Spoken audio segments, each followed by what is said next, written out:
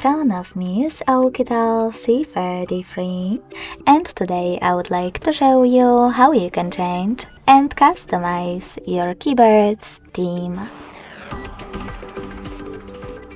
You need to begin by opening Devices Settings and scrolling all the way down to Access System.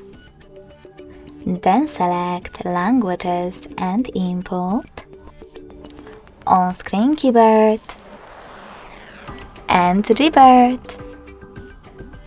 Following that, just select Theme section, scroll all the way down, and hit Show More at the bottom right corners. This way you'll see all available themes. When you find the best one for you, click on it.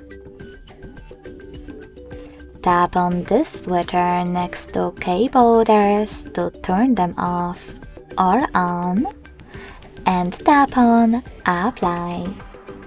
So when I go back, as you can see, theme of my keyboard has changed. If you wish to customize it, you can do that by going into the same settings, but this time selecting this plus under My Themes.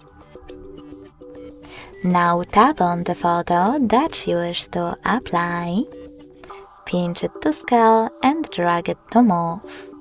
Then select Next. Adjust brightness by swiping left or right. Click on Done. Manage keyboarders and select Apply.